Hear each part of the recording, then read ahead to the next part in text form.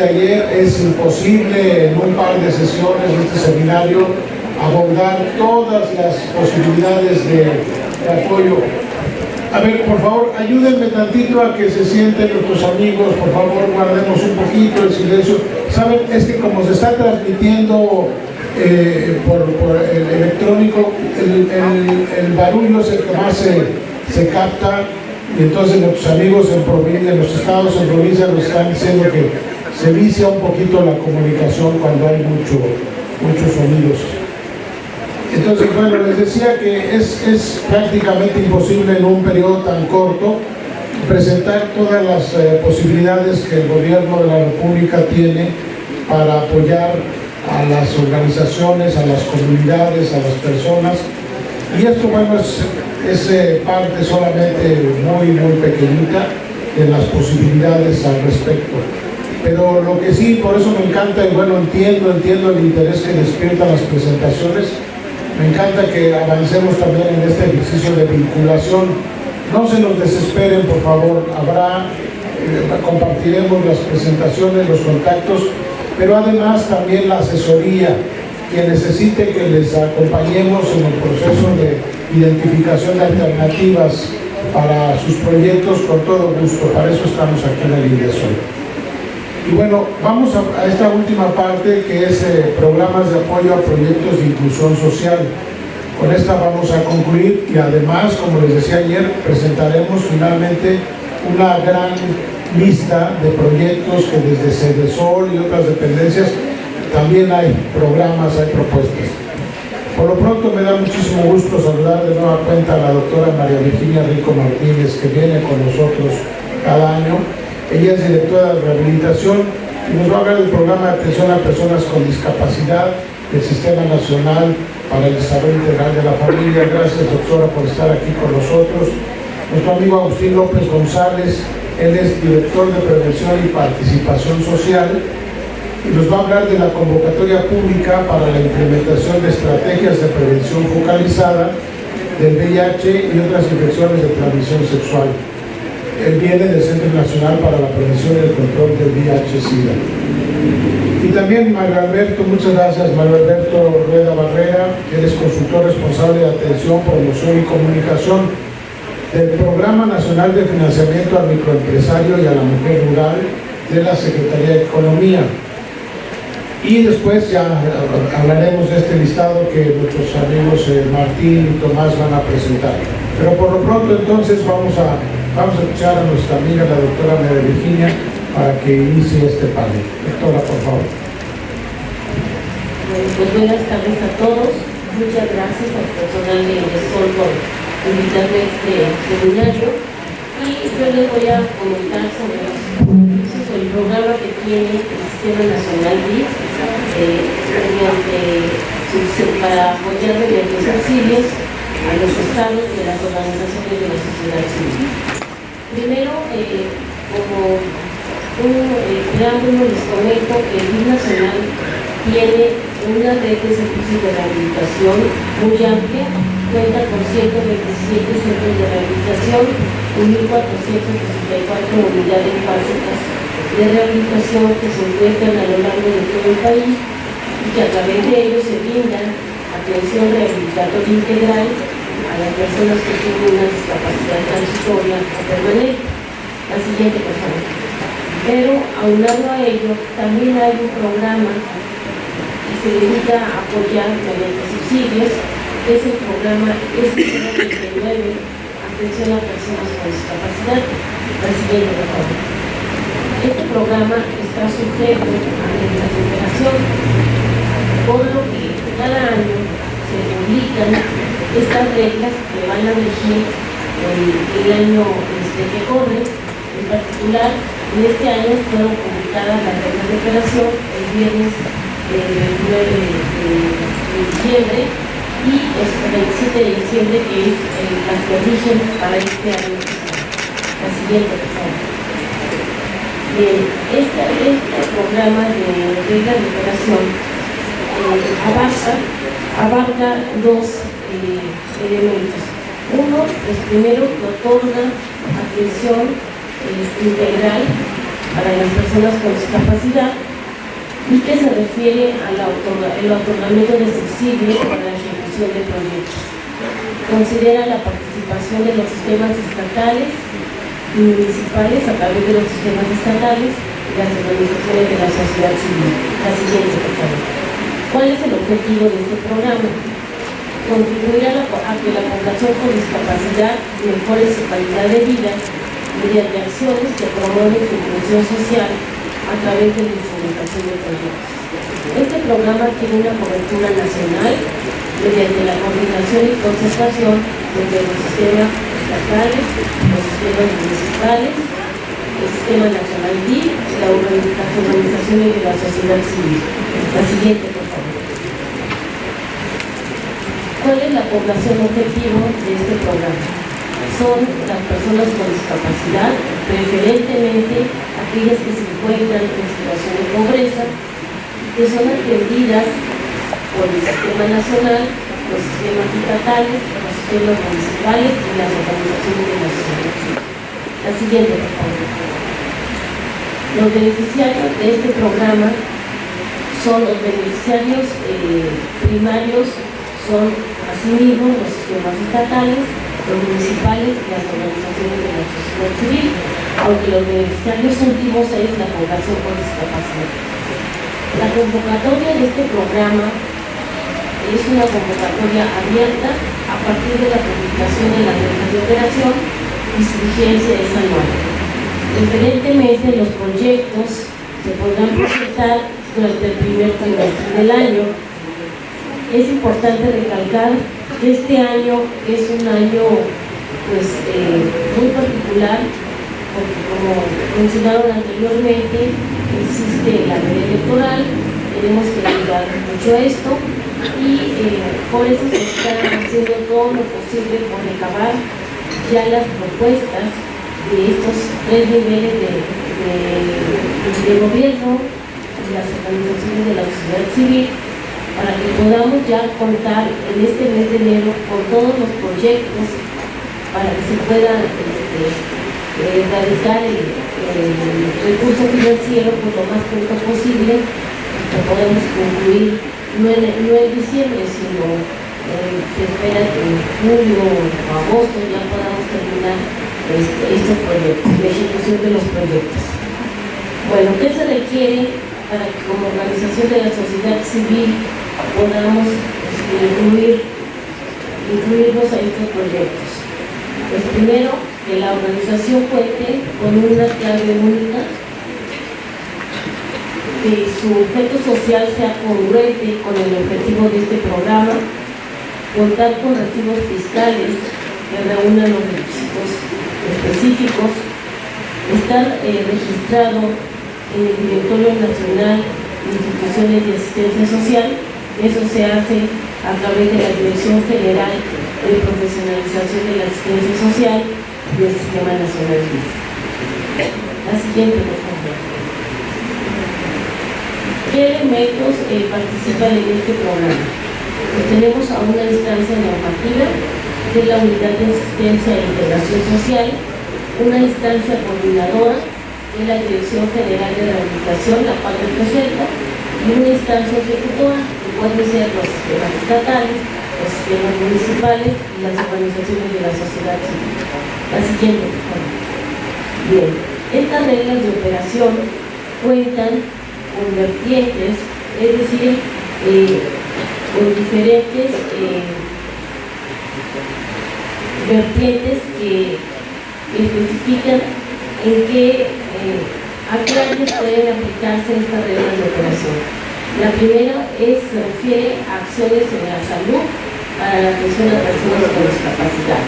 Como ejemplo están la adquisición de ayudas funcionales, equipos para la rehabilitación y la inclusión, las destinadas a proporcionar atención especializada, las destinadas a atención médica y paramédica. También incluye estudios de laboratorio, estudios de gabinete.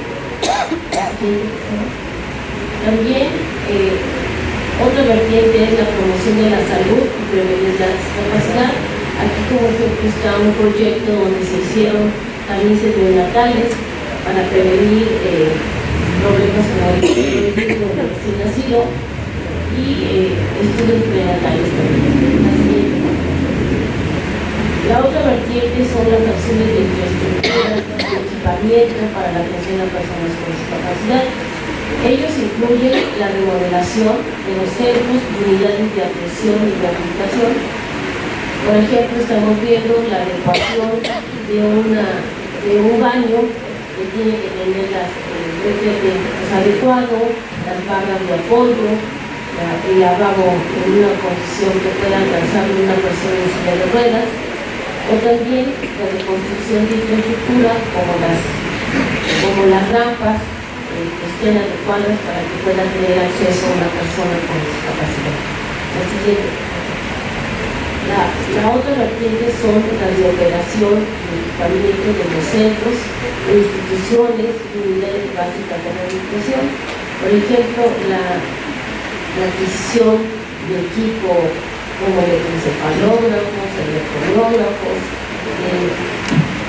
protecciones evocados, equipo de ultrasonido, de electroterapia, todo lo que tiene que ver con la operación del equipamiento y las orientadas y encaminadas al desarrollo social integral. La siguiente vertiente son las acciones de desarrollo para la inclusión laboral, educativa y social de las personas con discapacidad. Por ejemplo, estamos viendo en la fotografía un área que se adaptó para capacitar a personas con discapacidad en alguna rama de conocimiento.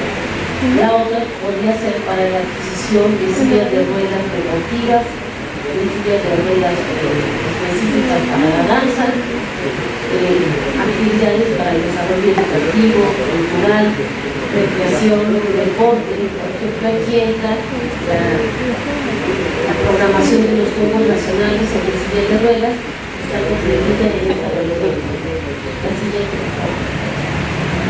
Bien, aquí está el proceso básico de la operación, que es el programa que se sigue hasta llegar a la conformación del proyecto. En el número 1 vemos la elaboración del proyecto ejecutor. Las reglas de operación traen un formato que se debe requisitar y ahí se explica, la organización civil le explica al DIF nacional qué va a hacer en el proyecto, cuenta con el apoyo de un grupo de personas que le ayudan a diseñar este proyecto correctamente. Se hace la revisión técnica, ya una vez teniendo la claridad de en qué va a consistir este proyecto, se aprueba el mismo, se elabora un convenio ante el jurídico del Sistema Nacional. Una vez firmado el convenio, se procede a la ejecución del proyecto y a la par pues la radicación de los recursos para que pueda llevarse a cabo. Una vez que se concluye ya el proyecto, pues se tiene que hacer la documentación bancaria, entregar con las facturas, la comprobación de cada uno de los elementos que pueda justificar el recurso que se radicó en una cuenta abierta el proceso para la radicación de este recurso. La siguiente, por favor. Bien, este programa de atención a personas con discapacidad promueve la inclusión social y la participación de las organizaciones de la sociedad civil. El enfoque es en la atención a las personas con discapacidad, donde participan los sistemas estatales, los sistemas municipales a través de los sistemas estatales y las organizaciones de la sociedad civil, que son la parte ejecutora, y la población beneficiaria, que participa en acciones de vigilancia y supervisión a través de la Contraloría Social. Algunos de los beneficiarios son citados a las oficinas centrales del DIF nacional, se les aplica una encuesta, se les toma conocimiento de sus sugerencias, de sus recomendaciones, de sus felicitaciones también, y de esta manera se puede llevar a cabo esa Contraloría Social. La siguiente, por favor. Vemos entonces la unidad de asistencia y integración social, que es la instancia normativa. el responsable de esta área, esta persona que aparece ahí, es el licenciado Edgar Acraiba, jefe de la unidad de asistencia e integración social. La dirección en la que aparece ahí, y el correo electrónico y el teléfono.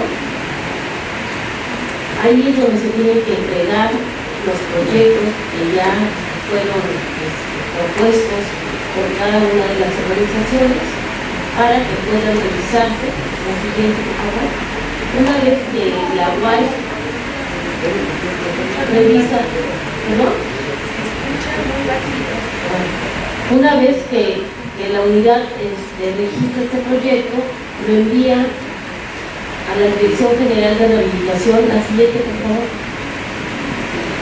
En esta dirección se revisa desde el punto de vista técnico que este proyecto sea viable, se envía de manera oficial la viabilidad de este proyecto y entonces ya se procede a hacer el convenio correspondiente para la notificación del recurso y la ejecución del mismo. Muchas gracias. Muchas gracias, doctora. Participación. Y bueno, vamos a continuar con estos temas de referencia, inclusión social y cuestiones de salud pública. Vamos a pedir a Agustín López González que nos haga favor de comentarnos cómo van las cosas ahí en el Centro Nacional para la Prevención y el Control del VIH-Sida. Bienvenido a la Tanta Agustín. Muchísimas gracias. Desde luego agradecerle al equipo de Indesol por la invitación, al foro que desde ayer está aquí ofreciendo información respecto a la forma en que el gobierno federal colabora con sociedad civil. Agradecerle también a las personas que están acá, a todos ustedes y a los que estén conectados a través de las redes, pues también enviarles un saludo. ¿Qué hace voy, antes de contarles exactamente la parte de la convocatoria, a dar 2 o 3 cosas de contexto respecto a la problemática que procuramos atender, que es desde luego la prevención y atención del VIH y otras infecciones de transmisión sexual. Contarles un poquito de lo que hace el Programa Nacional de VIH y la forma en que tenemos una colaboración con algunas organizaciones, con bastantes organizaciones. La siguiente, por favor.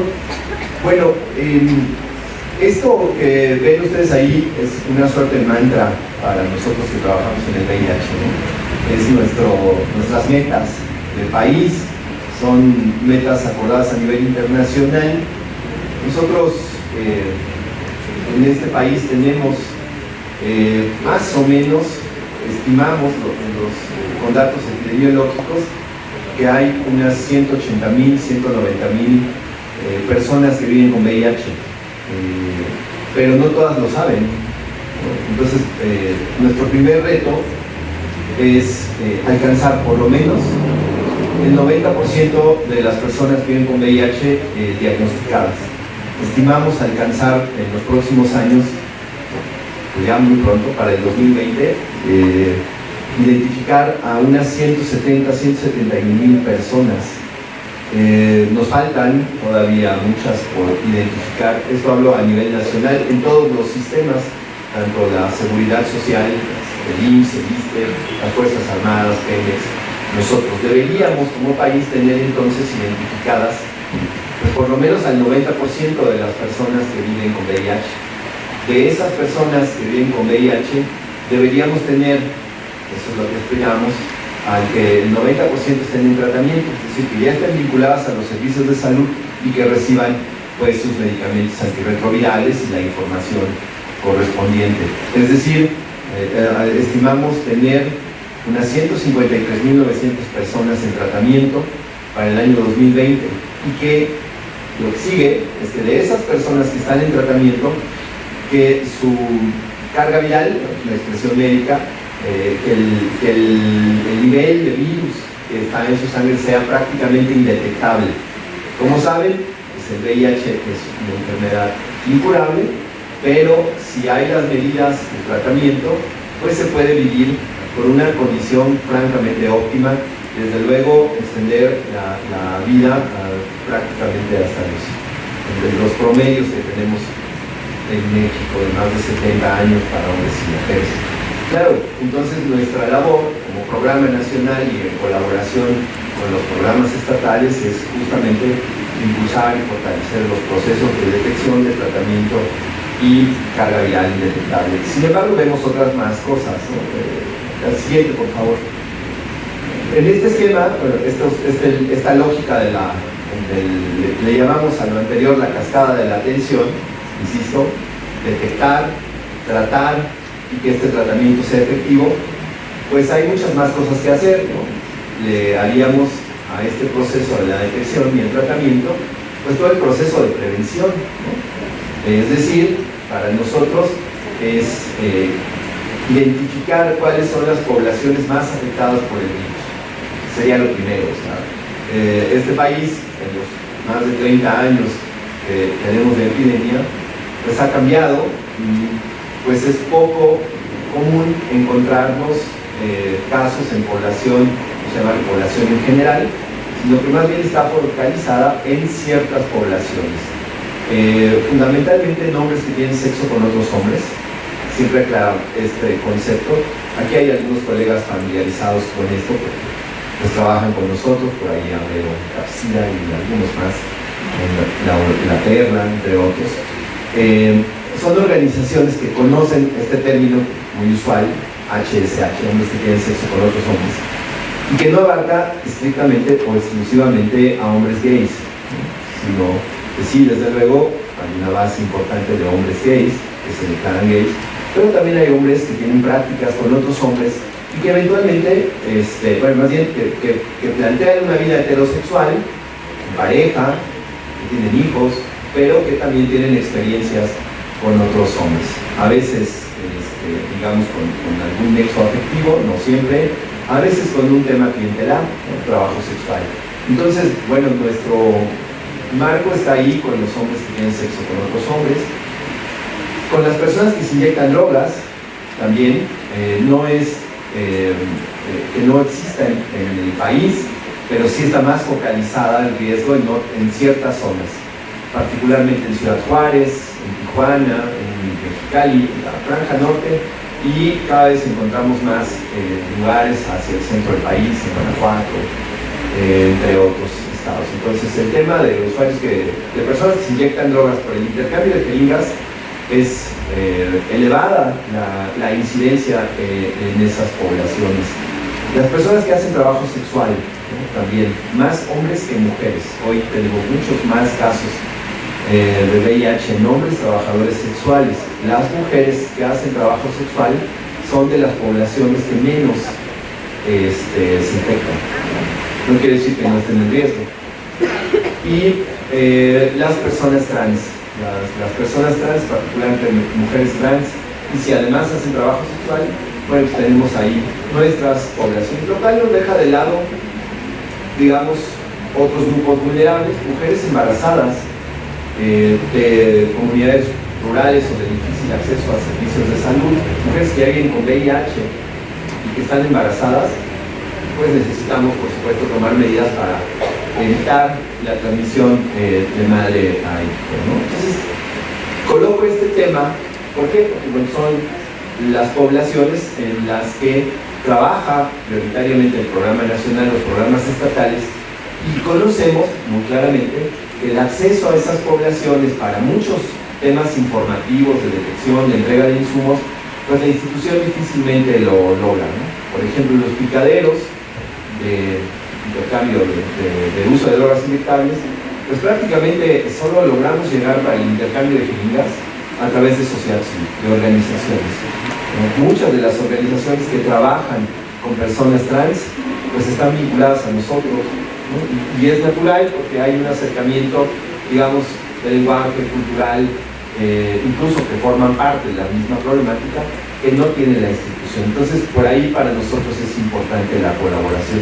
Y claro, la detección, pues es un tema retador, en términos de que yo diría, francamente, es como un error, un gasto innecesario, colocar un centro, en una plaza municipal a media mañana, aquí se puede hacer usted detección.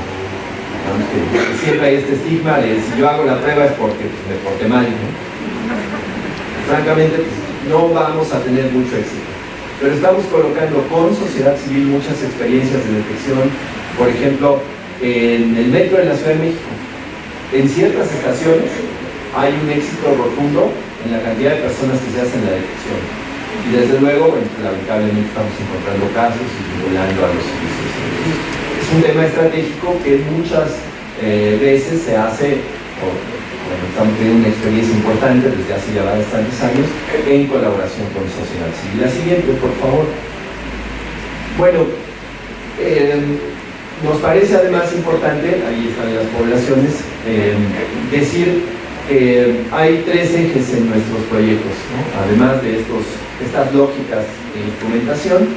Bueno, respeto a derechos humanos, indudablemente, estas poblaciones históricamente son vulneradas por las instituciones, por otras poblaciones, por otras organizaciones incluso, ¿no? Por las autoridades inmediatas, por los sistemas de justicia, ¿no? El tema con estas poblaciones, por supuesto, para nosotros es importante que la presentación de un proyecto tome como uno de sus ejes fundamentales el respeto y la promoción de los derechos humanos de las personas con las que trabajamos. Que se propicie la discusión, el énfasis en leyes favorables, reglamentaciones locales. A veces el tema no está en una ley general o en una normativa federal, sino muchas veces en reglamentos locales. Nosotros hemos revisado, por ejemplo, los reglamentos municipales de trabajo sexual de ciudades importantes, grandes, con numerosos casos de ejercicio de trabajo sexual, y francamente son reglamentos que invaden los derechos humanos, y ahí es donde hacemos proyectos y es una pugna a veces local. No quiero aquí poner ejemplos, pero seguramente ustedes conocen situaciones como que están afectando el desempeño del trabajo sexual. Nosotros ni favorecemos ni estamos en contra de, lo reconocemos y es un asunto que hacemos énfasis. El tema de los usuarios de drogas inyectadas, pues es un hecho que ahí tenemos un reto, y entregar jeringas en el intercambio, pues siempre también es un asunto ahí de, oye, ¿y por qué están favoreciendo eso, no? Yo le digo a mi mamá con frecuencia cuando me pregunta, oye, ¿ahora en qué trabajas? Pues trabajo mucho en sexo y en drogas. Nuestro tema está ahí, ¿no? Como dice mi jefa, la directora general del programa, pues este es el programa al que muchos le hacen fuchi, ¿no? Pues sí, algunos harán eso, pero es un tema claro, concreto, tenemos mucho que incidir ahí, y tenemos que ir justamente contra toda esa expectativa bueno, no expectativas, ¿no? Sino este ambiente violatorio de los derechos humanos de las personas a las que estamos obligados como servidores públicos a garantizarles el derecho a la salud. La siguiente, por favor. Bueno, creo que aquí está de más reiterar que nosotros pensamos que el eje central de los esfuerzos institucionales en un tema como VIH y en otros más, pues está en el empoderamiento comunitario. Para nosotros es fundamental la colaboración con la sociedad civil y con las personas pues, que viven la problemática. La siguiente, por favor. Tenemos desde luego un marco legal, son más de 11 años que se ha desarrollado esta convocatoria. Desde luego, como sociedad civil conocen perfectamente que la Ley Federal de Fomento de las Actividades realizadas por sociedad civil pues nos involucran de manera tal, es un respaldo para nosotros generar el recurso porque existe esta ley, pero también la Ley General de Salud nos mandata, nos obliga como Centro Nacional a generar acciones de colaboración con sociedad civil, y desde luego la Ley de la Administración Pública Federal que se nos olvida que la tenemos ahí presente en nuestras obligaciones como funcionarios, entre otras cosas, ¿no? Que hay en la práctica, hay muchas normativas que tendríamos que respetar, ¿no? La norma de VIH, la norma de infecciones de transmisión sexual. Acabamos de publicar una guía para la detección, es decir, si yo estoy hablando de que algo que impulsamos mucho con la colaboración de sociedad civil es la detección, pues tendría que, o sea, la detección no es un asunto que yo voy, compro pruebas y me pongo en un lugar, ¿no?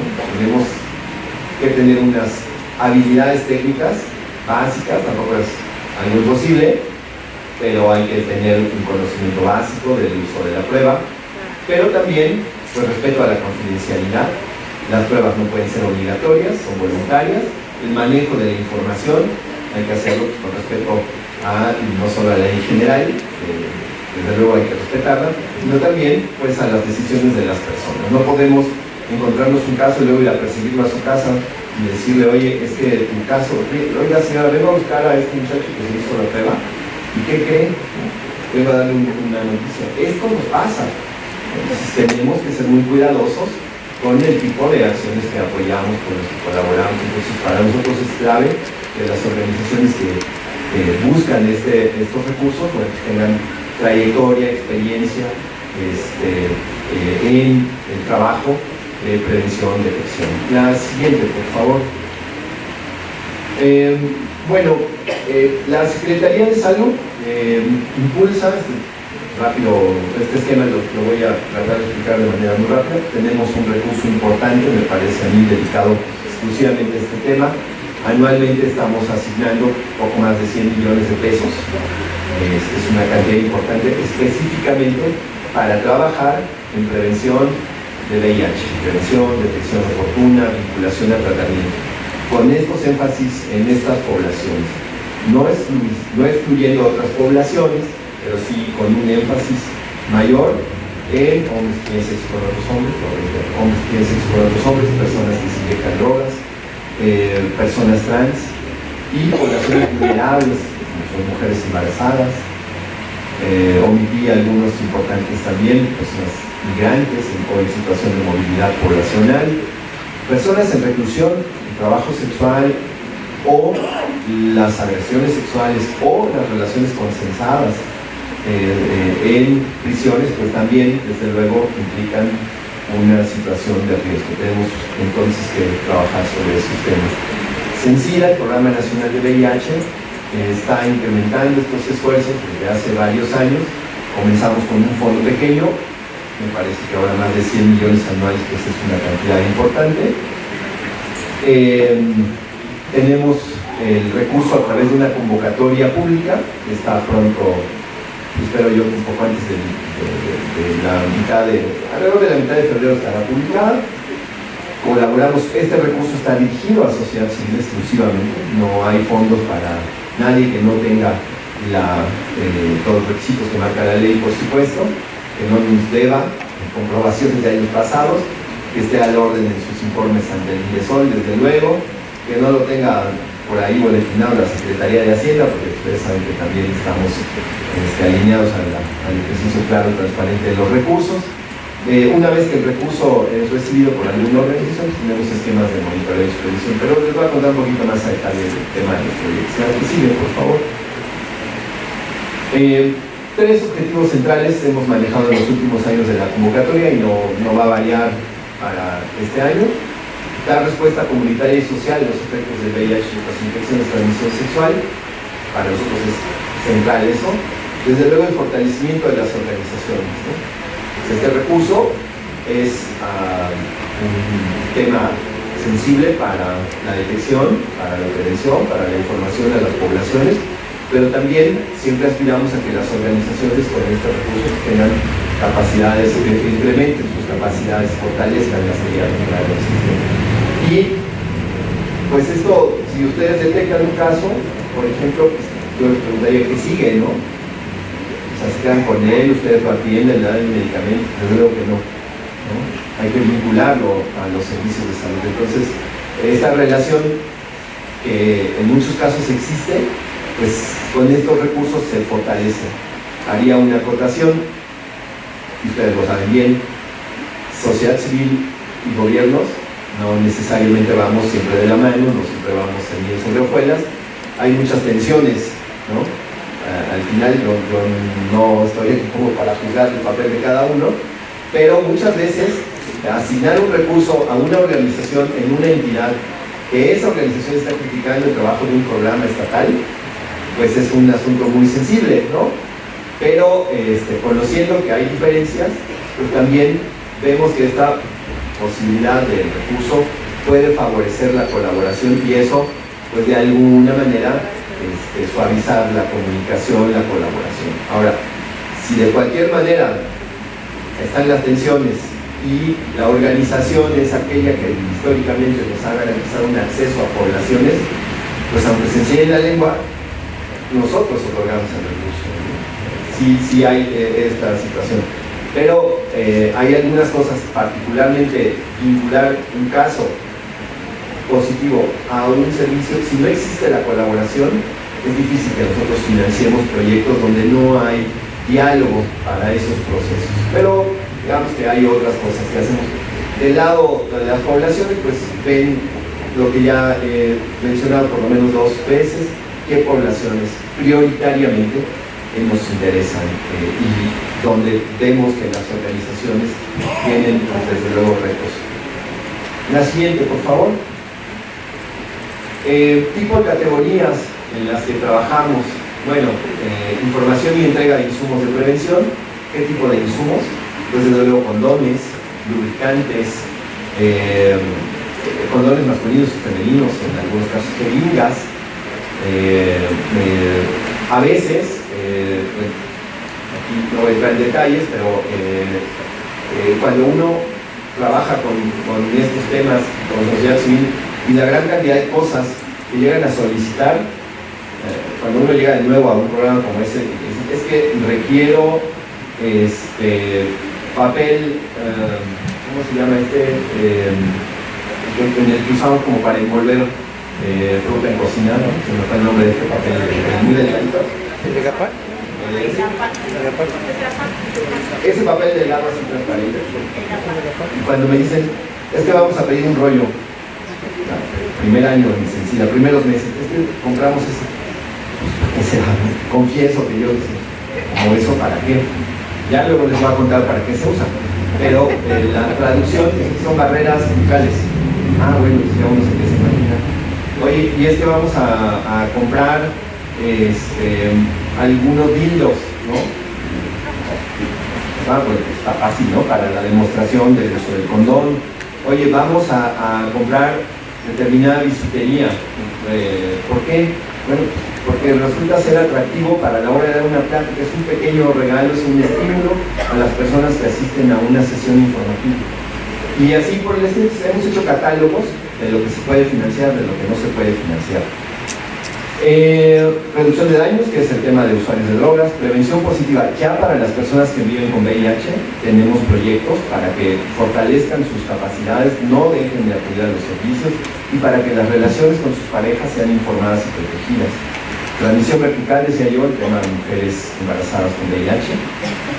La detección en las poblaciones que más nos interesa y un concepto que desde hace 2 años estamos fortaleciendo y que es donde tenemos ahorita más recursos, que son los centros comunitarios de detección. Nuestras intervenciones tienen que ir centradas en las poblaciones clave, tener un énfasis en la prevención y la detección, muy focalizadas, no apoyamos, se nos presentan de repente, oye, va a ser un proyecto nacional que va a abarcar por aquí, por acá, por allá.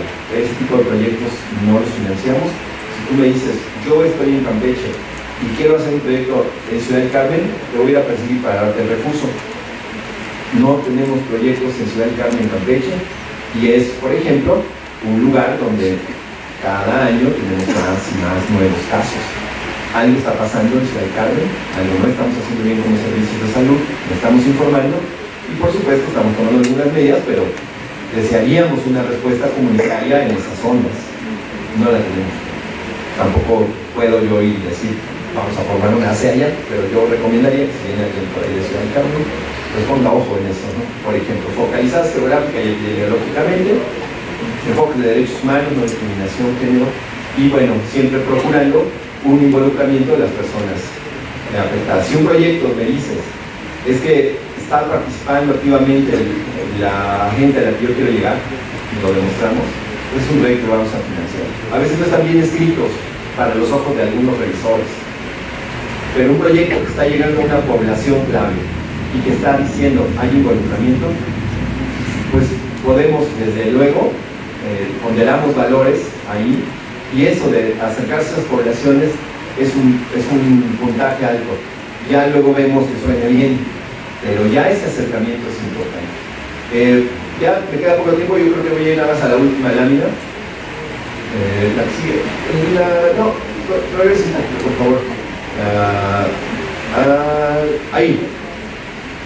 En la página del Censida, que como saben estamos colgados en el portal de todo el gobierno, el gov.mx, ustedes buscan Censida, con C y S, Censida, y nos van a encontrar sin mayor problema. Ahí vamos a poner la convocatoria.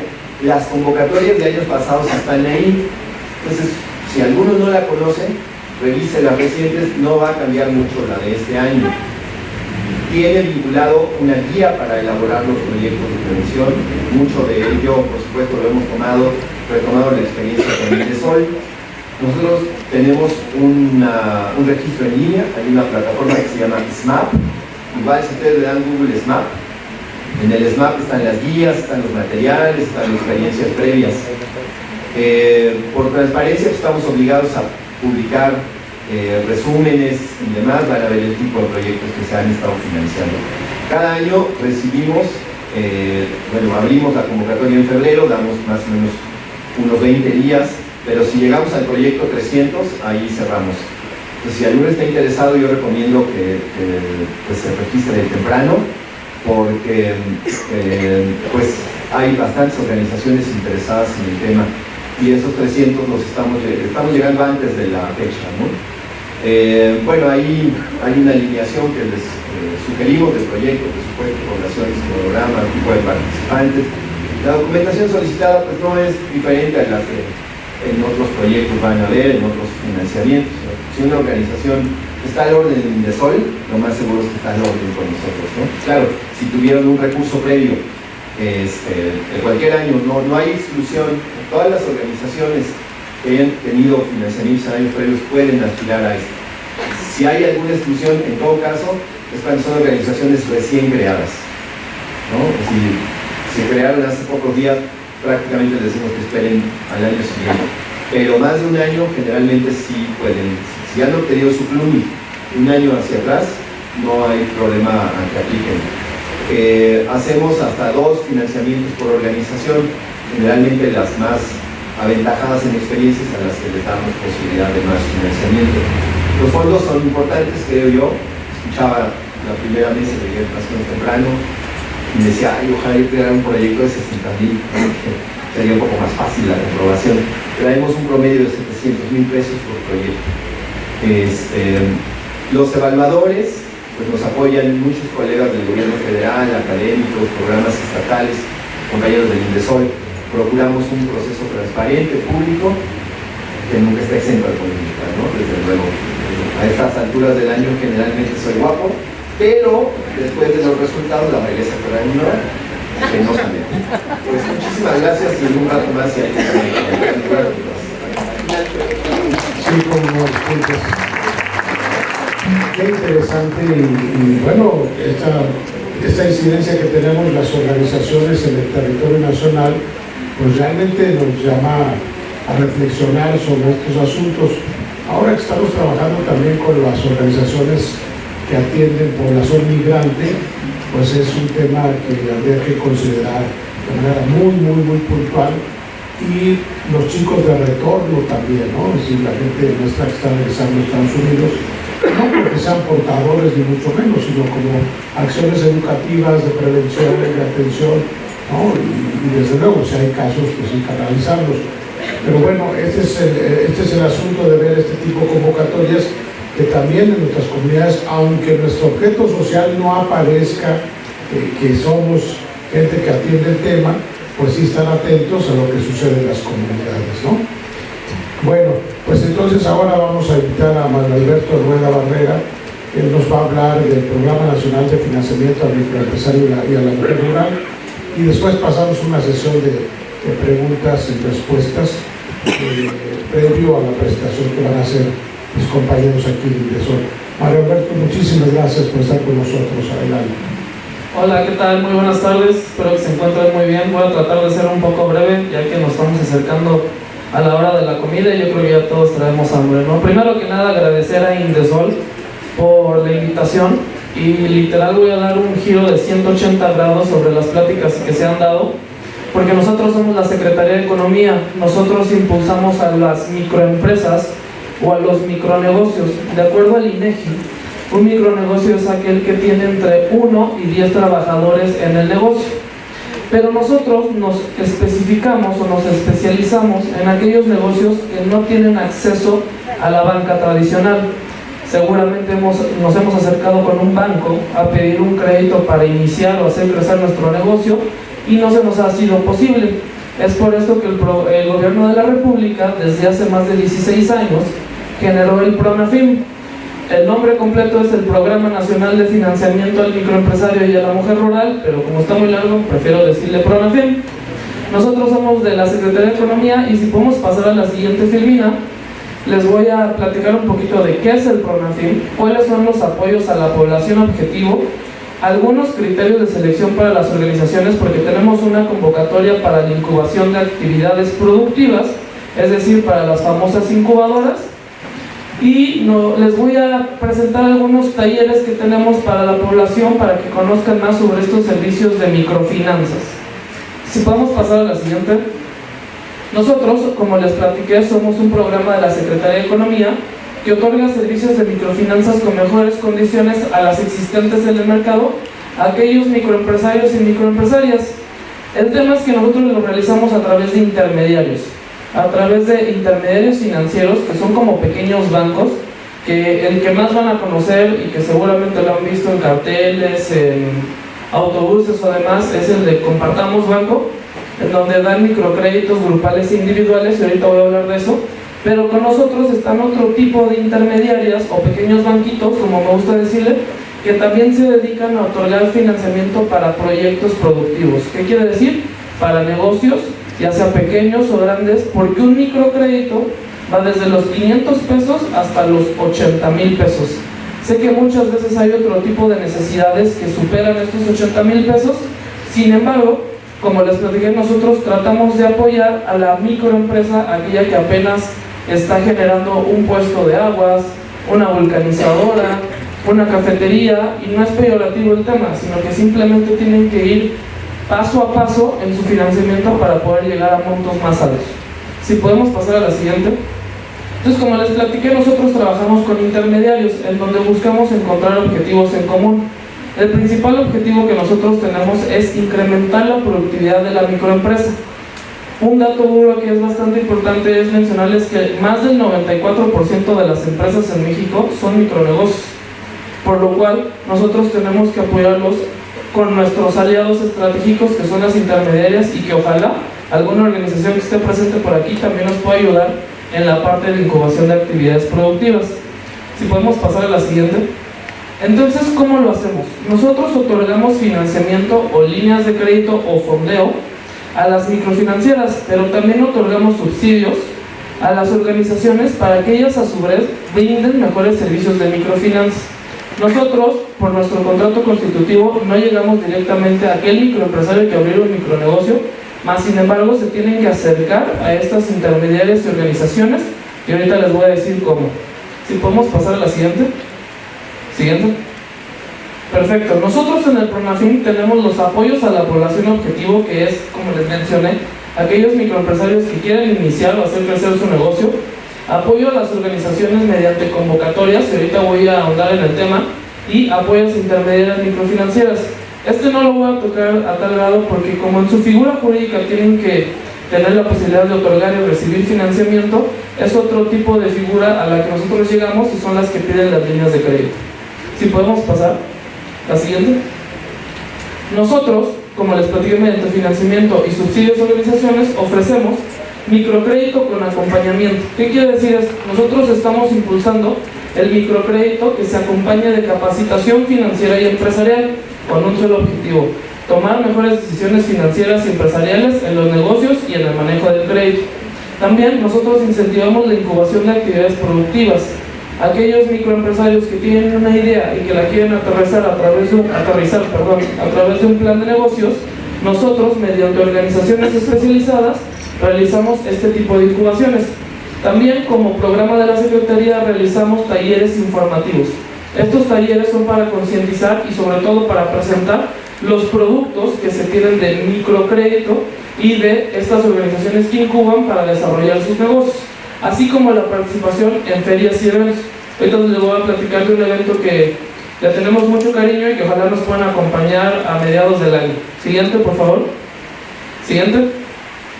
Entonces, ¿cómo una persona o un microempresario que busca desarrollar su negocio puede acceder a un microcrédito? Aquí en esta infografía podemos ver que tenemos unos pasos sencillos para que podamos acercarnos a este financiamiento.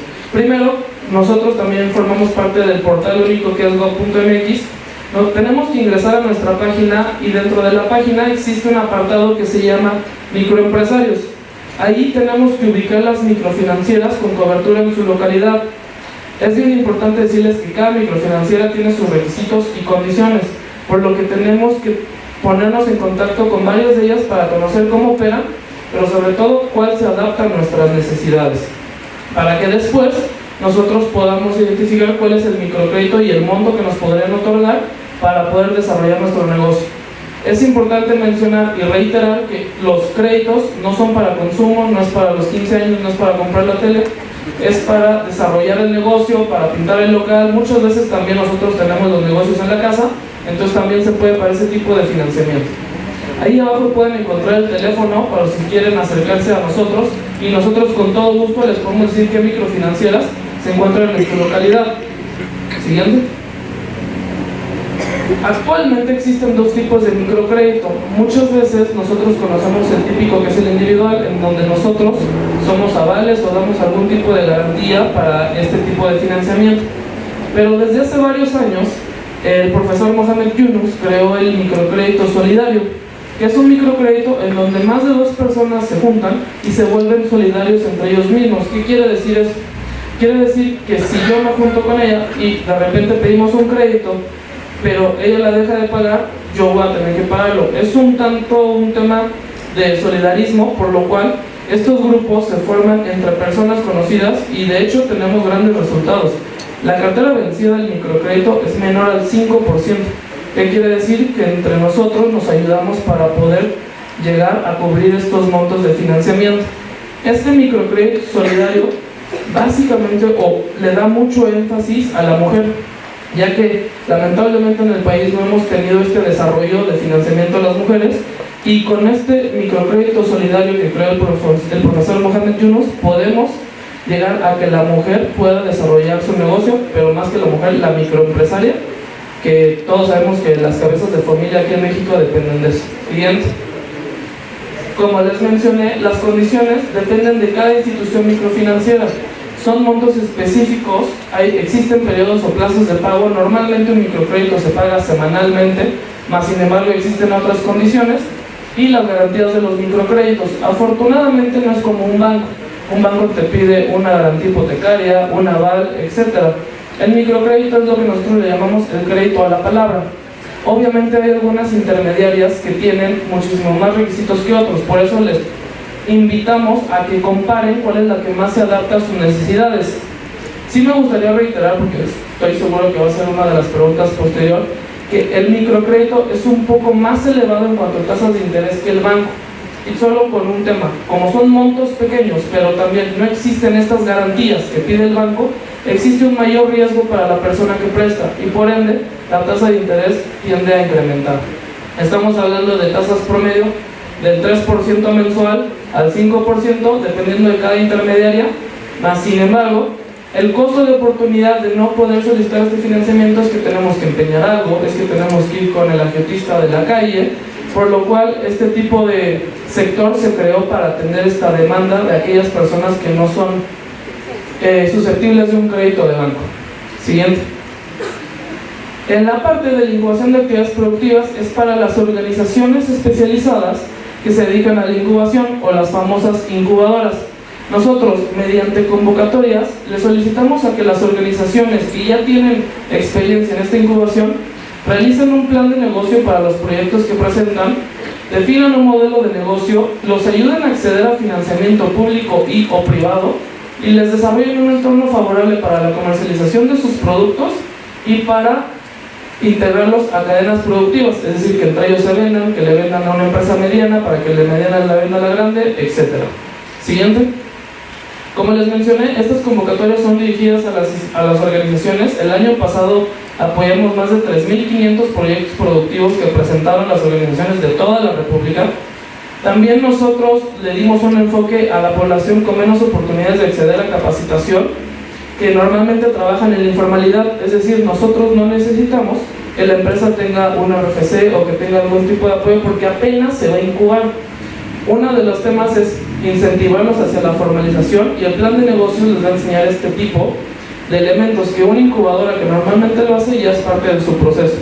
Pero nosotros nos diferenciamos del INADEM, que también es un programa o una parte de la Secretaría de Economía, porque el INADEM para las convocatorias sí te piden que estés registrado en el Registro Federal de Contribuyentes y nosotros no lo pedimos porque estamos tratando de atender a otro sector de la población.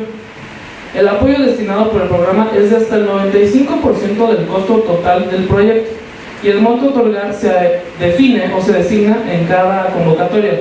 Este año también nosotros empezamos o pretendemos sacar la convocatoria en marzo o abril y esto va a ser a través de la página de internet y de nuestras redes sociales, pero también sería un gran tip, como lo mencionó mi compañero Agustín, el que se metan previamente a las convocatorias que ya realizamos el año pasado para que vayan identificando los requisitos que solicitamos, que ahorita voy a mencionar algunos, pero cada convocatoria tiene sus requisitos específicos. Siguiente. Otra línea de acción que nosotros tenemos son los talleres informativos que damos como programa, que con el apoyo de aliados nosotros tratamos de dar a conocer las características y las condiciones de los servicios de microfinanzas para que nuestros microempresarios tomen mejores decisiones informadas. Les quisimos agregar el calendario de este año porque el día de hoy tuvimos nuestro primer taller en Jutepec, Morelos, y mañana vamos a estar en Iztapalapa, por si nos quieren acompañar, en dado caso de que puedan asistir por allá. Vamos a hablar sobre qué es un microcrédito, cuándo te sirve, cuándo no, y qué hay que identificar a la hora de solicitar el mismo.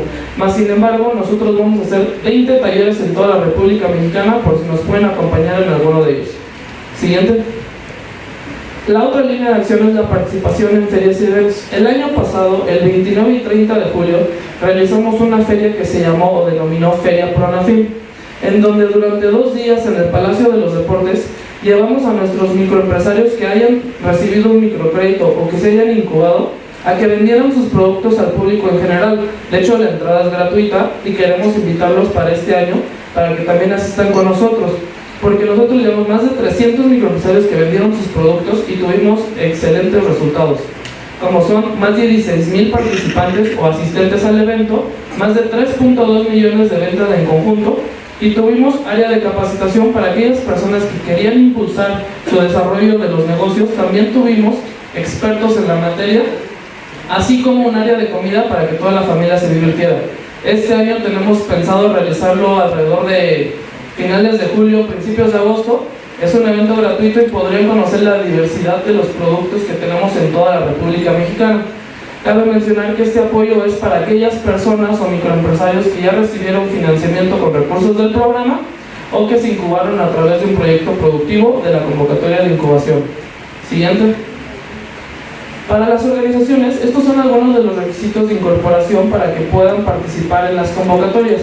Más sin embargo, el principal requisito es que tengan experiencia en incubación de actividades productivas, ya que se necesita contar con un modelo muy específico de incubación.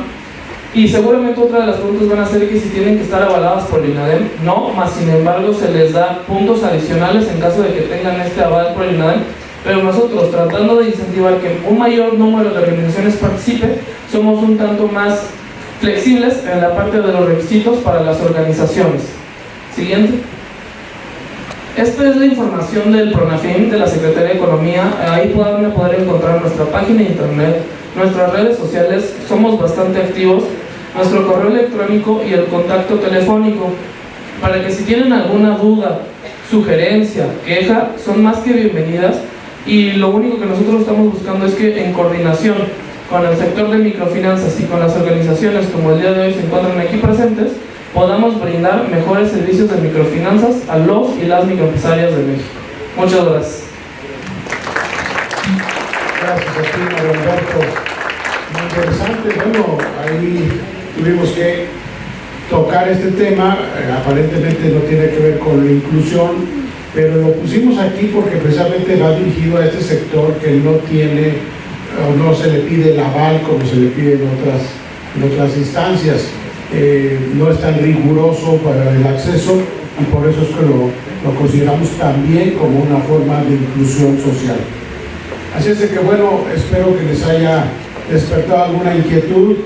Vamos a tener una pregunta porque luego ya decimos 3 y son 6. Voy a decir una para ver si son 3.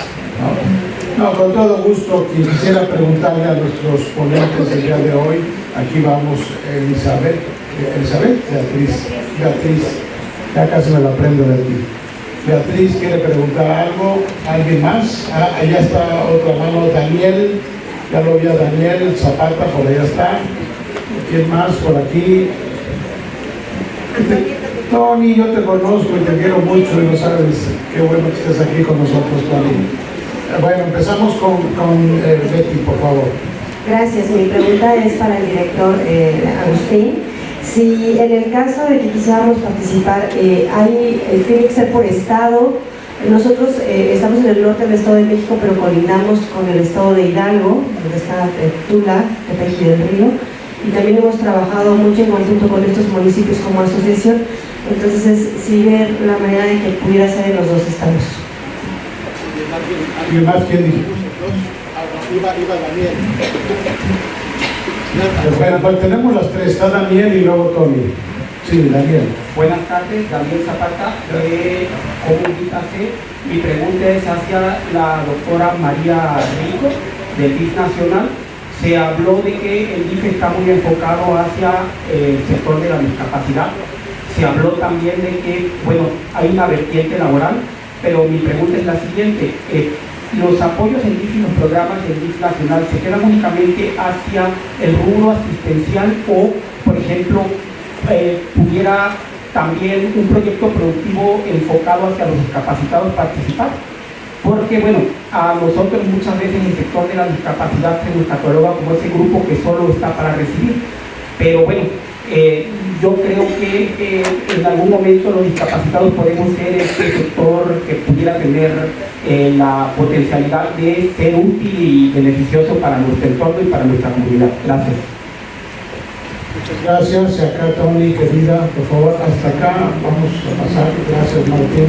Para quienes están a cargo del Ministerio de Economía.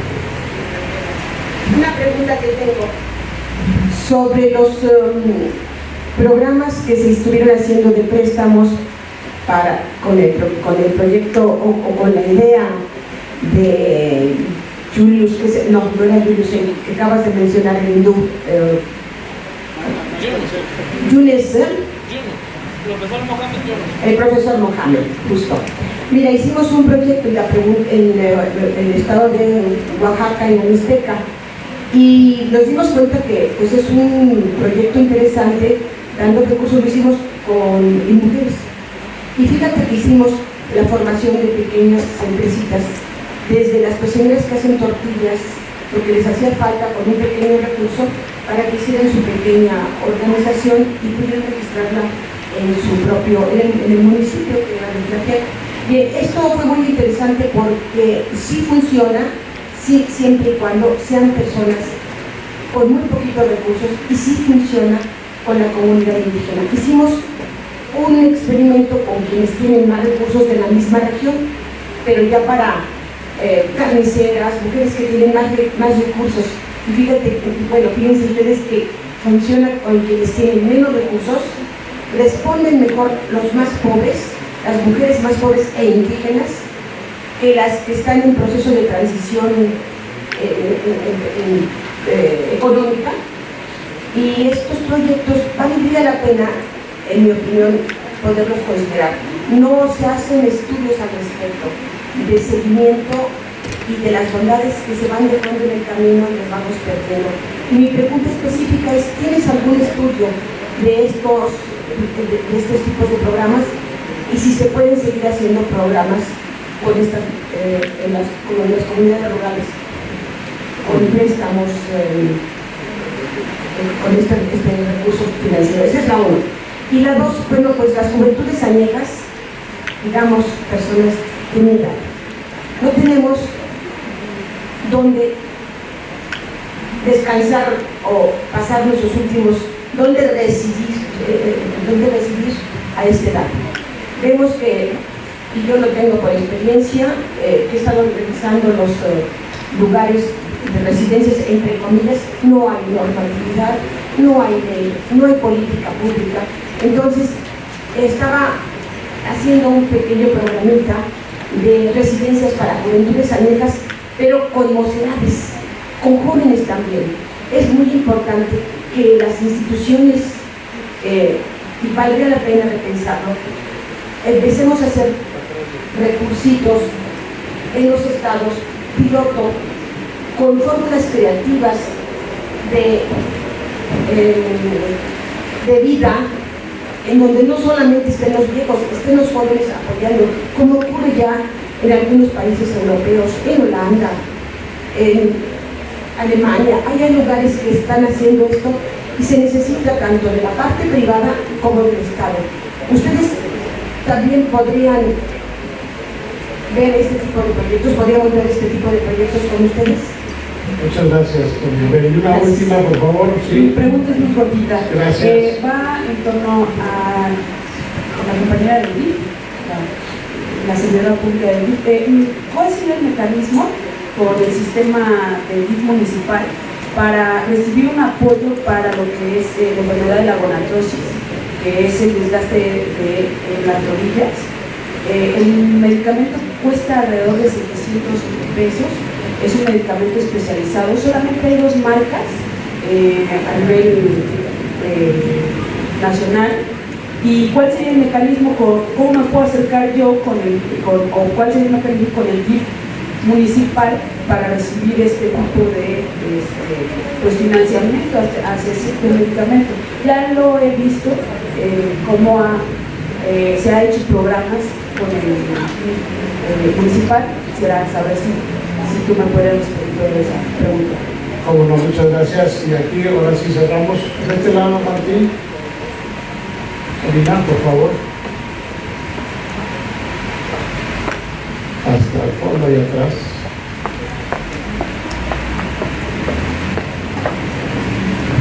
Muchas gracias. Sí, buenas tardes. Mi nombre es Ernesto Medina de Octubre. La pregunta es para el DIF y también para el VIH. ¿Cómo valida la experiencia de un ONG o de una organización en el tema de VIH o en el tema de la discapacidad? Pues básicamente es como saber si esa ONG tiene la experiencia para poder recibir ese apoyo, ¿no? Y un segundo comentario es el derecho a la discrecionalidad de los pacientes de VIH. Me parece que nos afecta a todas las personas, ¿no? Ese silencio que guarda este derecho, pues es un crimen hacia toda la sociedad, ¿no? Porque puede ser alguien que esté vegetando con este problema, y me parece que a lo mejor esa política pública debería de cambiar a otra forma de dar a conocer o a investigar este problema. Muchas gracias. Gracias a ti, Ernesto, por favor. Entonces, comenzamos de allá para acá. Alberto, ¿quisieras? Sí, bueno, primero que nada, gracias por el comentario. Efectivamente, un dato interesante de nuestro programa es que más del 94% de los beneficiarios son mujeres, por lo cual digamos que ya trae de por sí solo las microfinanzas un enfoque de género. En cuanto a los estudios que hemos realizado, hemos hecho varios.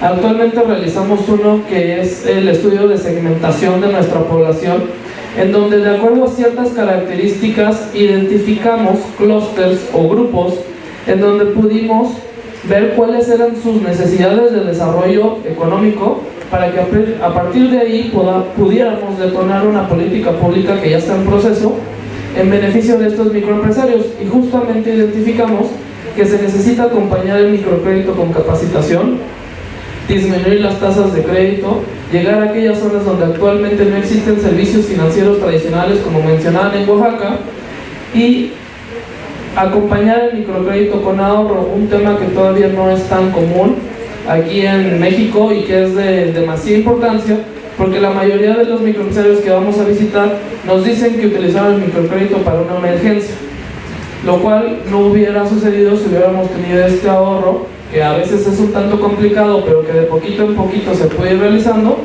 y que así el microcrédito lo pudieran usar para detonar su negocio. En la parte del tema de los centros, eso creo que le toca a otro tipo de secretaría, pero con gusto me llevo la tarea para ver si podemos encontrar alguna área de oportunidad. Gracias. Y Agustín, por favor. Sí, respecto al tema de más de una entidad federativa, sí es perfectamente válido. Nos interesa, digamos, el proyecto que nos presenta una organización. Si ubica una región donde pues, se puede incidir, se puede intervenir de manera comunitaria en una problemática, y esto abarca no solo 2 o más ciudades, 2 o más municipios, sino incluso 2 entidades, desde luego, ¿no? El caso se plantea, pues sí, la colindancia del Estado de México con Hidalgo, o del Estado de México con la Ciudad de México, ¿no? Toda la zona metropolitana nos ha dado experiencias y muchas de proyectos que se ejecutan en 2 o más entidades, una o más, ¿no? Ya 3 sí es un poquito más retador, pero sí tenemos proyectos, toda la zona de Tampico hacia la zona norte de Veracruz, tenemos ahí algunos proyectos regionales. Sí, o sea, digamos que hay, no sé, pienso en Yucatán, hay proyectos que tenemos en Mérida, pero que están, si ustedes más o menos alguna vez han ido al periférico que une con el aeropuerto, divide la ciudad de Mérida con el municipio de Canacín, y en la zona de Canacín están todos los kilos rojos, y las personas que acuden como clientes, pues la mayoría son de Mérida, ¿no? Entonces es un tema ahí que nos interesa regionalmente, y así digo, creo que hay muchos ejemplos y sí, perfectamente válida la colaboración. Le daría un tip en Hidalgo, por ejemplo, hemos hecho cosas en los penales, ahorita tenemos varios proyectos en los penales del Estado, son bastantes los penales que tiene Hidalgo, penales, digamos, administrados por el gobierno estatal, y estamos haciendo con 2 organizaciones trabajos en los penales de varias ciudades del estado. Entonces están abarcando una región importante, pero población en situación de reos de libertad, pues. Sobre la experiencia de las organizaciones en estos temas, bueno, por supuesto que nos orienta mucho que hayan trabajado antes, que nos puedan informar, presentar proyectos que antes han sido financiados sobre estos temas, ¿no? Porque si bien el CENSIDA es quien prioritariamente apoya estos esfuerzos, también desde luego el INDESOL, el Instituto Nacional de las Mujeres, proyectos financiados estatalmente, como puede ser desde Ciudad de México, en Nuevo León, que hay fondos específicos, Jalisco, y fondos internacionales. Cuando una organización nos presenta su experiencia en términos de, mira, yo he ejecutado y financiado proyectos, es un tema que consideramos relevante. La trayectoria de algunos de sus integrantes, las currículas, digamos, ¿no? De haber colaborado en programas estatales de VIH, en programas internacionales, ¿no? La Frontera Norte nos da mucho de esos ejemplos, organizaciones que están centradas tienen su base en Tijuana, pero sus integrantes tienen experiencia colaborativa en los vínculos fronterizos, y nos lo dan a conocer en el registro que les decía yo, sistema de carga de los proyectos, pero también de la información de las organizaciones. Pues ahí nosotros observamos eso como elementos a tomar en cuenta. Lamentablemente, bueno, pues también de vez en cuando nos meten algún gol y hay trayectorias que no necesariamente están apegadas a la realidad. confiamos en la información que nos dan, ¿no? Y eso no quiere decir que no apoyamos una organización, digamos, novata, ¿no?, en estos temas. Si hay un buen proyecto, si hay una experiencia, una expresión de la colaboración con los actores que nos interesa financiar, apoyar, pues es muy probable que financiemos el proyecto. Hay proyectos muy jóvenes, yo le diría jóvenes con reciente diagnóstico. Hay muchos chavos que recientemente están identificándose como personas con VIH, se alían, se organizan y constituyen una organización. Tienen poca experiencia en la ejecución de proyectos, pero como viven la problemática, pues es posible que nosotros podamos financiar. Entonces, hacemos ese esfuerzo por revisar las currículas, las trayectorias de la organización que nos integran. Y respecto al tema, que no es necesariamente sobre las convocatorias, pero sí lo menciono y lo ratifico, sí respetamos desde luego la confidencialidad del estatus serológico de todos y cada uno. Creo que no es solo sobre VIH, sino sobre cualquier otro padecimiento infeccioso o crónico, que sí debemos respetar pues el derecho a guardar nuestra situación de salud. Ahora, está tipificado si intencionalmente una persona, conociendo su estatus, no informa a sus parejas. Hay incluso debates sobre qué tanto hay una responsabilidad penal en esto, ¿no? Y yo creo que es un tema muy crítico, álgido, pero yo personalmente respeto esta condición de guardar el estatus de condición de vivir o no con VIH, expresarlo. No preguntamos cotidianamente a la hora de financiar un proyecto, por ejemplo, para personas con VIH. Oiga, usted vive con VIH, le puedo no financiar. Pues hay un montón de cosas alrededor de esto y lo que genera, ¿no?, el estigma. Hay niños que adquieren el VIH por la transmisión vertical. Prácticamente ya no hay casos de transfusión sanguínea. No debería haber, tenemos por ahí 2 situaciones el año pasado lamentables. No debería haber, pero imagínense un niño viviendo con VIH en la primaria. Bueno, los niños, el resto de los chicos enterados, es una situación que sí procuramos mucho cuidar. Yo en lo particular diría que voy a defender siempre pues, esta condición, ¿no?, de mantener la confidencialidad, ¿no? Es una cuestión personal, pero también institucionalmente pues, así está. Muchas gracias a usted y con María Virginia cerramos esta pregunta. La primera pregunta respecto si las actividades de inclusión laboral puedan considerar un proyecto productivo. Yo hablaba de las vertientes que tiene el programa de atención a la discapacidad. Los proyectos que se ejecutan se tienen que hacer sobre el año corre. Un proyecto productivo puede llevar más tiempo. Se pueden incluir actividades como capacitación para personas. Le pongo un ejemplo: adquisición de máquinas PETIS para capacitar a personas ciegas en esta actividad. Eso se puede incluir, o actividades, poner algún taller para que las personas aprendan un oficio. También incluye el proyecto. Se tiene que valorar la propuesta y ver que esto se pueda llevar a cabo durante ese año. La siguiente pregunta era respecto a cómo se pueda validar la actividad de una organización civil. Bueno, para que una organización civil participe en estos proyectos, se pide que el mínimo tenga 5 años de estar laborando de manera ininterrumpida. Se verifica su acta constitutiva. Si es necesario, se visita la organización civil para corroborar realmente se dedica al objeto social que establece su acta constitutiva, y se valora también el impacto del proyecto.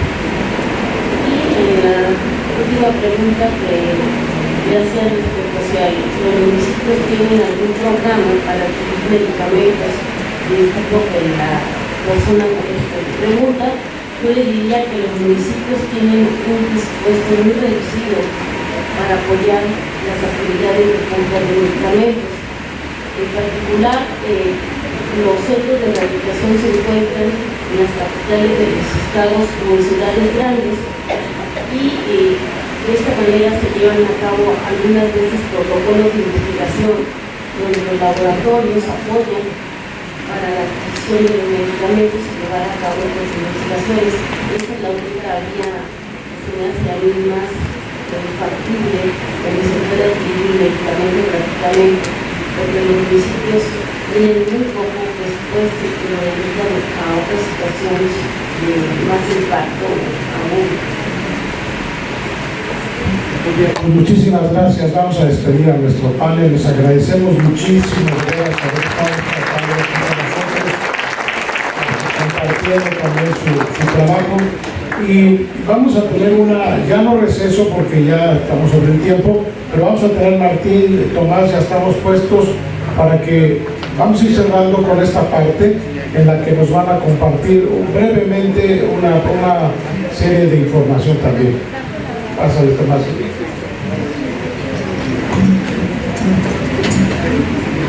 Gracias. Bueno, muy buenas tardes a todas y a todos. Efectivamente, esta última parte, sí prometo, va a ser una parte muy breve. Comentábamos en estos días, un poco antes de planear este seminario, poder cerrar con una información general de qué otras posibilidades pueden existir, además de las que ustedes ya vieron aquí en estos 2 días, donde pueden encontrar recursos para organizaciones de la sociedad civil y en general para organizaciones, ¿no? Entonces, preparamos unas muy breves láminas. Esta primera lámina, por ejemplo, es una lámina que es algo que ya ustedes seguramente vieron en el día de ayer y el día de hoy, donde están algunas dependencias de la Administración Pública, la SAGARPA, está CDI, CEDESOL y está la Secretaría de Cultura. Ustedes van a ver ahí un listado, varios listados. Algunos están en rojo, otros están en negro. Y la idea es que, por ejemplo, estos que están enunciados en rojo son programas de cada una de estas dependencias. Ustedes pueden ver en la SAGARPA, por ejemplo, el programa de comercialización y desarrollo de mercados, y luego vienen en negro las vertientes de ese programa. En la CDI también van a encontrar al inicio de la lista el programa de apoyo a la educación indígena y tienen vertientes de ese mismo programa y así sucesivamente, ¿no? En CEDESOL y en Cultura. Varios de estos programas, bueno, todos estos programas ya tienen publicadas sus reglas de operación porque esas se publicaron prácticamente a finales del año pasado. Ahora bien, algunos de estos programas ya están publicando sus convocatorias, ¿no? Aquí la idea es que ustedes se lleven esta información para que ustedes puedan ver ya directamente en los portales de cada una de estas dependencias cuáles son aquellos programas que ya están o bien ya publicaron sus convocatorias o están a punto de publicarlas, ¿no? Es información que pensamos que a ustedes les puede servir bastante para el resto del ejercicio fiscal. La siguiente, por favor. Bien, este es un resumen muy breve, se los pongo nada más para que ustedes lo vean. Estas son instancias de la CEDESOL. Son programas de la CEDESOL, está INAES, INAES estuvo con nosotros el día de ayer, está FONAR, estamos nosotros, estamos también muy probablemente a punto de publicar convocatorias, está CONADIS, INAPAM, INCUBE. Y titulamos esta lámina aquellas 10 instituciones dentro de la Secretaría de Desarrollo Social que apoyan las necesidades o personales o de grupo de acuerdo a la naturaleza de cada uno. La siguiente, por favor. Bien, en esta lámina lo que queremos hacer es así como gráficamente un resumen de otras instancias, algunas ya estuvieron con nosotros aquí, de instancias que también tienen recursos dependiendo de la naturaleza de las propuestas para las organizaciones. Ahí ustedes ven a INADEM, ahí ven a CIPINA, ven a CEDATU, está la UNAM, está el CONACYT, está el INCUBE, etc. Algunos ya estuvieron con nosotros. Ojo con esto porque la recomendación es vean esos portales, peinen esos portales periódicamente porque ahí se está obteniendo toda la información de cómo van saliendo los apoyos y cómo se van publicando en el diario oficial. La siguiente, por favor. Esta yo sugeriría que sí le echáramos como mucho ojo. Aquí en esta lámina estamos ejemplificando recursos de carácter internacional, también para organizaciones. Son organizaciones que pueden ser organizaciones de la sociedad civil que ya están dentro de ley de fomento, que tienen CNUN, etcétera, etcétera, o bien son organizaciones, por ejemplo, de productores forestales, de productores que cuidan el agua, de productores que están metidos en medio ambiente, etcétera, y que también hay recursos para ellos, de ONGs en general. Son unos ejemplos, y arriba de la lámina hay una liga. La liga dice http gestionándote.org. Yo les recomiendo y les sugiero que esta liga, seguramente algunos de ustedes ya la conocen, los que no la conocen, les sugiero que la consulten permanentemente. En este portal se suben cotidianamente apoyos de fundaciones internacionales, como ustedes pueden ver, para todo tipo de actividades, Y muchos de estos apoyos, como ven, por ejemplo, si yo les menciono la convocatoria que está ahí de concurso de inversión sustentable, pueden ser hasta $10,000 por proyecto. Entonces hay que consultar esto, porque esto es prácticamente para todos los países, ¿no? Y son para organizaciones que tienen experiencias muy definidas, ¿no? Entonces yo sugiero nuevamente, ojo con esta liga. Yo personalmente la he consultado, la consulto periódicamente, y en serio se encuentran cosas que valen mucho la pena. La siguiente, por favor. Ahora bien, esta otra, todos ustedes seguramente ya la conocen, es el portal de la Comisión de Fomento, es www.corresponsabilidad.org.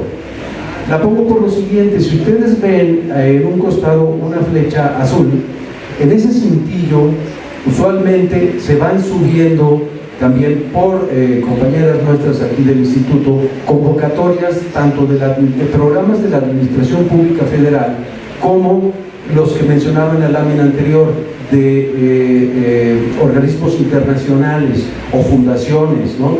Entonces hay un rastreo, hay un mapeo de este tipo de apoyos y de este tipo de convocatorias, y se van subiendo justo en ese sentido. Ahorita no hay todavía, porque está empezando prácticamente el año y el ejercicio fiscal. Ahí se está anunciando, de hecho, ahí donde dice Indesol, está lo que hay en el portal ahorita es el anuncio de los cursos de capacitación para reglas de operación y para apoyo de proyectos del programa de Fundación Social, pero en ese sentido van a empezar a aparecer otro tipo de apoyos. Ojo, en la parte de arriba de este mismo portal hay una parte que dice apoyos y estímulos. Bueno, ahí también consúltela, porque ahí van a aparecer lo que yo les decía en las láminas anteriores. Van a aparecer aquellos apoyos y estímulos para organizaciones que tienen en general todos los programas de la Administración Pública Federal. La siguiente, por favor. Aquí, bueno, espero que se alcance a ver. Miren, lo que quisimos hacer fue ligas. Esto es un mapeo en la red de ligas de organismos nacionales e internacionales que también tienen apoyos para las organizaciones. Entiendo que esta presentación también se les va a hacer llegar. Yo lo que sugiero es que puedan ver esas ligas, porque yo les puedo mencionar, estas yo las rastré, por ejemplo, y me metía y veía qué tipo de apoyos tienen, y es lo mismo que pueden hacer ustedes. Hay programas del PNUD, hay programas de la CEPAL, hay programas de la MEXID, ¿no? Hay programas de CEMEFI, etcétera. Y esto, para ustedes consideramos que pues esa es una información muy valiosa, porque ustedes les dan la posibilidad de abrir el abanico mucho más allá de los apoyos y estímulos de los programas federales en sí mismos. La siguiente creo que es la... bueno, y aquí al final quisimos hacer un resumen, también como ejemplo, ustedes ya vieron en estos 2 días prácticamente a muchos de estos programas a qué se dedican, cómo apoyan, cuáles son sus requisitos. Nosotros quisimos como organizarlos temáticamente. Por ejemplo, si tenemos algunas propuestas o inquietudes en la parte de desarrollo integral sustentable, ustedes la ven ahí en la lámina, hay una sugerencia de acuerdo a los logos de las dependencias de dónde pueden caber sus propuestas. Si en la misma parte superior ustedes tienen propuestas que van en la parte temática de mejora alimentaria, nutrición y salud, ahí están instituciones a las que ustedes pueden consultar también periódicamente para ver sus apoyos y estímulos. Y en la parte inferior, si tenemos, por ejemplo, algunas propuestas o inquietudes de cohesión social, sociedad incluyente, ahí estamos las dependencias que podemos recibir estas demandas. Asimismo, las que tienen que ver con igualdad y equidad de género, ahí están y ahí estamos las dependencias que también atendemos a este tipo de propuestas. Bien, prometí que iba a ser breve. Esta es una cápsula muy cultural, pero esperamos realmente que les haya servido y que cerremos con esto toda la información que ustedes tuvieron. Muchas gracias.